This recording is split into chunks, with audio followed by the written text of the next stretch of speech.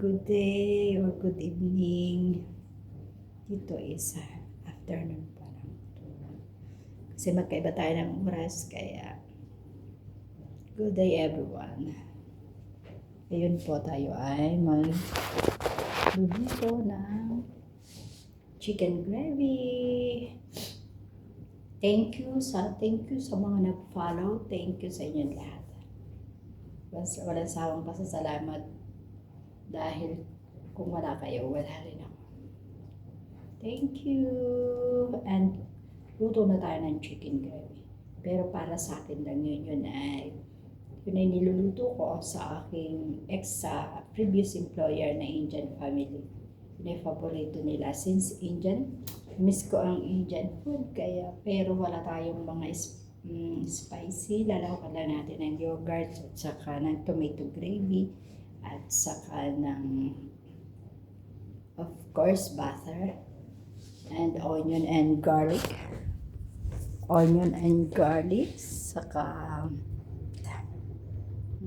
chicken natin. Konti lang dahil nag-iisa naman tayo. Yan. Kailangan natin yan. Tomato puree. Tamad na akong Kaya magluluto na tayo. Lulutuin na natin dito. Madali lang. Masarap yan kung may lahok ng grated, no, not grated, is parang smash na peanuts at chili. Sarap yun. Meron naman siguro chili sa fridge ni Amo, kaya lalagyan natin. Na-miss ko ang Indian food, kaya luto tayo. 8 years ako sa Indian family, kaya na-miss ko yun. Dito is, iba dito sa Europe, iba dito ang pagkain. Kaya, since hindi naman ako nagluluto sa amo ko, pagkain nila, hindi talaga ako nagluluto. Ang akin ay, ako talaga ay nanny and full-time nanny. Pag wala yung alaga ko. Pero sa gabi, hindi talaga yung katabi ko hindi ko katabi. Hanggang 8 lang ako ng gabi ang trabaho ko dito. Pagkatapos nun is rest na ako. Sa umaga naman is mag-i-start ako yan is 9. 9 ako mag-i-start. Mag-breakfast pa ako hanggang sa magising yung alaga ko. Nagtatidy up muna ako dito dahil pag nagising yung alaga ko, wala talaga akong magagawa kahit ano. Bawal mong iwanan ng bata ka. Kaya kailangan flexible ka para magawa mo ang lahat at makakain ka. Minsan din ako nakakaligo kasi nga late na ako nagigising. Saka kahit minsan late na ako magising. Minsan kasi mas early nagigising yung alaga ko, kaya no choice tayo.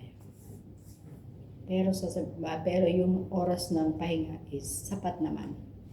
Siyempre, wala tayong sasabihing mabait ang amo. Mabait naman talaga sila at marespeto at professional. Pero as in, amo pa rin. Kaya, respeto natin kung ano yung rules nila. Kung magamit lang ako ng telepono, kagaya nito, walang 30 minutes, pero in my lunch break, din ako gagamit ng telepono. Kaya, at sa gabi, gumagamit ako telepono. Pero yung free time ko na talaga, dahil mahaba ang free time na sa gabi, pagkatapos mo 8 hanggang matulog ka na or 11. Hanggang 11 lang ako ng gabi kasi mahirap, too much using telephone. Luto na tayo, isa na tayo. God bless sa inyong lahat. At nawa kung anong blessing matatanggap ko ay nawa ay blessed din kayo everyday. Thank you so much and bye-bye sa inyo lahat. Luluto na tayo.